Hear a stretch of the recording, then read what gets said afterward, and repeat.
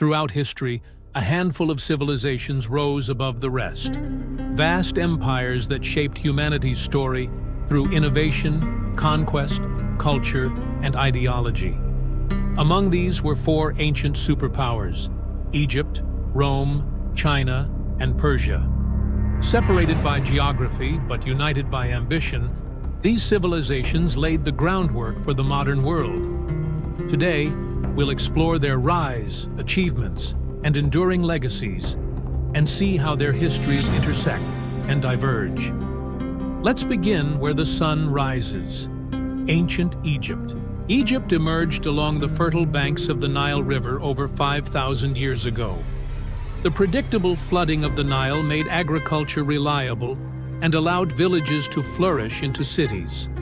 Over time, Egypt became one of the world's first centralized states, ruled by divine kings, pharaohs, who were considered living gods. The Egyptians mastered monumental architecture. The pyramids at Giza, built during the Old Kingdom, remain among the greatest engineering feats in human history. They were more than tombs. They were symbols of a civilization deeply rooted in religion, cosmic order, and the afterlife. Egypt was also a hub of innovation. They developed a complex writing system, hieroglyphics, and built sophisticated irrigation, medicine, and astronomy systems. Trade with Nubia, the Levant, and Mesopotamia brought wealth and ideas into the Nile Valley. But Egypt was not immune to conflict. Throughout its history, it was invaded and ruled by outsiders: the Hyksos, the Nubians, the Assyrians, the Persians, and eventually the Greeks and Romans. Yet the cultural core of Egypt endured, influencing conquerors and being reshaped in turn. While Egypt rose in the west, another power was forming in the east: China. China's roots stretched deep into the Neolithic era, but its first major dynasty was the Shang, around 1600 BCE. The Shang left behind oracle bones and bronze artifacts, suggesting a society already advanced in writing, metallurgy, and centralized governance. Then came the Zhou dynasty, introducing the mandate of heaven, the idea that rulers held divine approval, but could lose it if they governed poorly. This concept would shape Chinese politics for over 2 millennia. During the Warring States period, China fractured into rival kingdoms. But from this chaos emerged the Qin dynasty, which briefly unified China under Emperor Qin Shi Huang. He standardized laws, weights, and currency, and began building what would become the Great Wall. His tomb, guarded by thousands of terracotta warriors, still astonishes the world. The Han dynasty followed, ushering in a golden age. Confucianism became the guiding philosophy. The Silk Road connected China to the West, and innovation flourished in science, mathematics, and agriculture. Chinese society emphasized harmony, bureaucracy, and the strength of the state, a legacy that continues to this day. Meanwhile, to the west of Egypt and across the Mediterranean, a city-state was transforming into an empire: Rome. Rome began humbly in the 8th century BCE.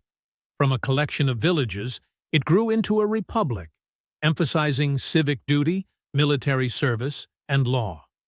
The Roman Republic was unique in its checks and balances, at least for its early history. Conquest fueled Rome's growth. It absorbed the Etruscans, defeated Carthage in the Punic Wars, and expanded across the Mediterranean.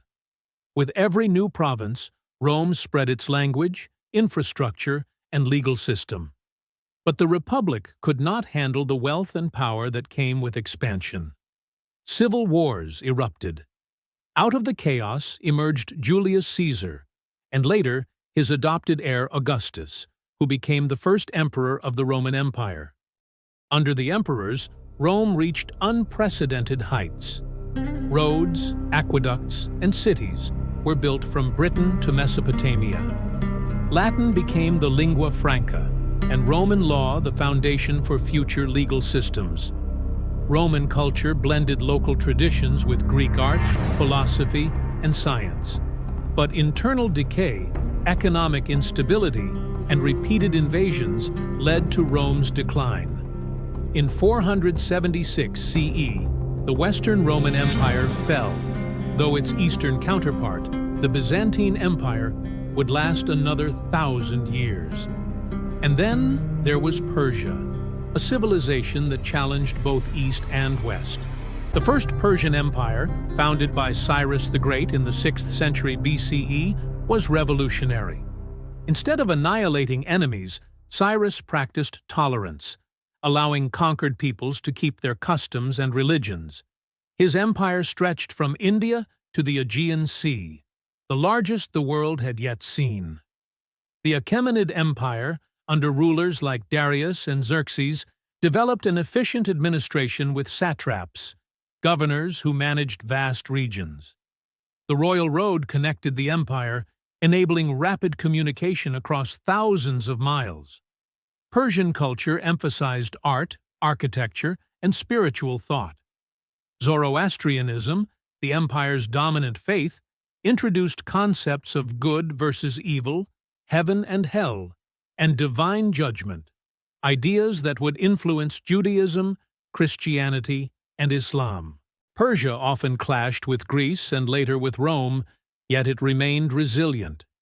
Even after the fall of the Achaemenids to Alexander the Great, Persia would rise again under the Parthians and the Sassanids, constantly shaping and reshaping the cultural and political dynamics of the ancient world. These four superpowers were both competitors and contributors. Their interactions, through war, trade, diplomacy, and cultural exchange, wove a complex tapestry of ancient history. Egypt gave us monumental architecture and the concept of divine rule. China offered bureaucratic governance, philosophical depth, and technological innovation. Rome laid the foundations for modern law, infrastructure, and republican ideals. And Persia set the standard for empire building, religious tolerance, and cultural fusion. Their legacies survive not just in ruins and scrolls, but in how we govern, how we think, and how we see ourselves.